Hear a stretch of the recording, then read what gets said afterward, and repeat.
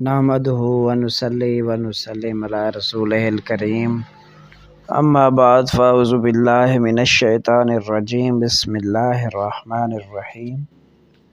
معزز سامعین کرام، آج کا ہمارا موضوع ہے اعتکاف کا وقت اور اعتکاف سے نکلنے کا وقت، یعنی اعتکاف میں بیٹھنے کا کون سا وقت ہے اور اعتکاف سے اٹھنے یعنی نکلنے کا کون سا وقت ہے۔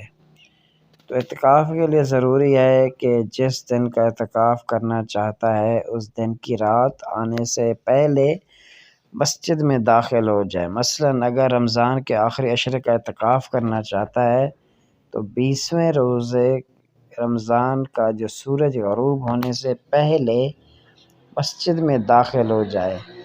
البتہ اپنے معتکف یعنی جائے اقامت میں 21ویں کی صبح کو داخل ہو۔ نبی کریم صلی اللہ علیہ وآلہ وسلم کا یہی معمول رہا ہے۔ حضرت عائشہ صدیقہ رضی اللہ تعالی عنہ بیان فرماتی ہیں کہ اللہ کے رسول صلی اللہ علیہ وآلہ وسلم رمضان کے آخری عشرے کا اعتکاف کرتے، میں آپ کے لیے ایک خیمہ نصب کر دیتی جس میں آپ صبح کی نماز کے بعد داخل ہو جاتے۔ اسی طرح اعتکاف سے نکلنے کا وقت ہے تو اعتکاف سے باہر آنے کا ایک وقت جواز کا ہے اور دوسرا استحباب کا۔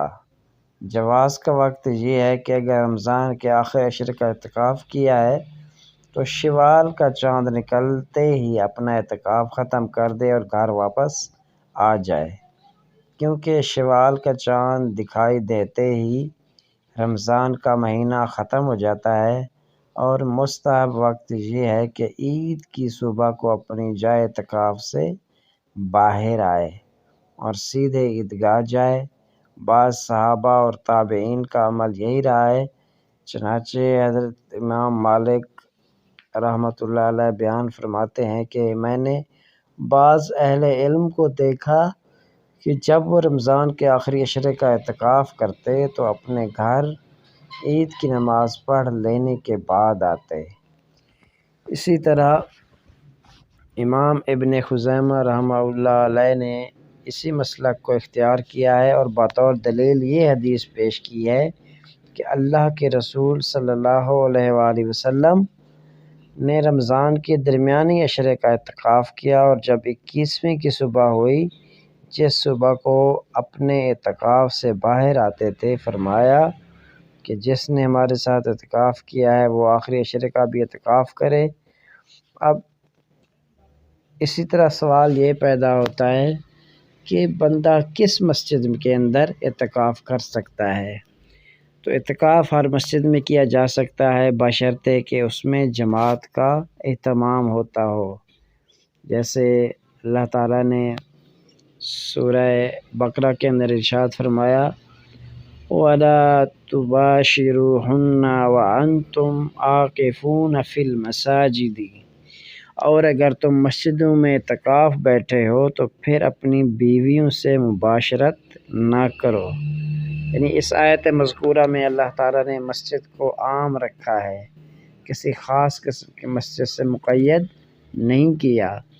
حضرت عائشہ رضی اللہ تعالی عنہا بیان فرماتی ہیں کہ اعتکاف کرنے والے کے لیے سنت کا طریقہ یہ ہے کہ وہ مریض کی زیارت کو جائے، نہ جنازے میں شریک ہو، نہ عورت سے صحبت کرے اور نہ ہی اس سے مباشرت کرے اور نہ ہی کسی غیر ضروری کام کے لیے باہر نکلے، اور اعتکاف بغیر روزے کے نہیں ہے۔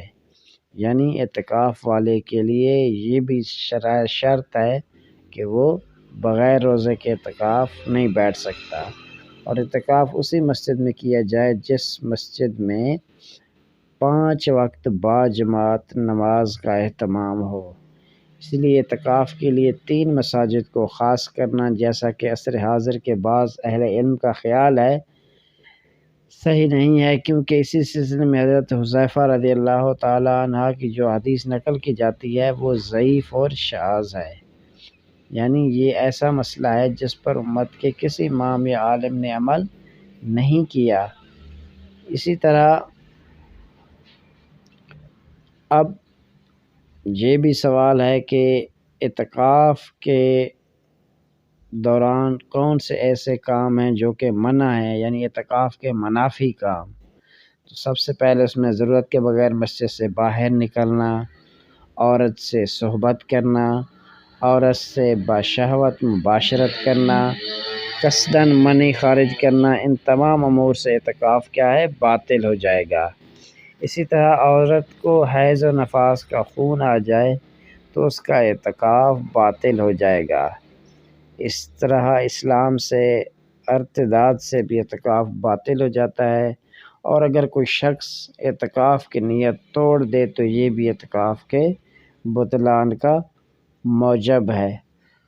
اب اسی طرح ہر وہ کام جو شریعت کی نظر میں منع ہے وہ اعتکاف کے بھی منافی ہے، جیسے جھوٹ، غیبت، چوری وغیرہ۔ اسی طرح ہر وہ کام جو عبادات کے منافی ہے، جیسے خرید و فروخت میں مشغولیت، بلا وجہ کسی کی گپ شپ، یہ بھی حالت اعتکاف کے منافی ہے۔ ان امور سے بھی اعتکاف باطل تو نہیں ہوتا، البتہ اعتکاف کا مقصد فوت ہو جاتا ہے۔ اس کے علاوہ بعض وہ عبادتیں جو فرض عین نہیں ہیں، جیسے مریض کی زیارت، نماز جنازہ، دفن وغیرہ کے لیے باہر نکلنا بھی جائز نہیں ہے۔ البتہ راستہ چلتے کسی مریض کی خیریت پوچھ لینا جائز ہے۔ حضرت عائشہ صدیقہ رضی اللہ تعالی عنہا بیان فرماتی ہیں کہ اللہ کے رسول صلی اللہ علیہ وآلہ وسلم چلتے ہوئے بیمار پرسی کر لیتے تھے، اس کے لیے ٹھہرتے نہیں تھے۔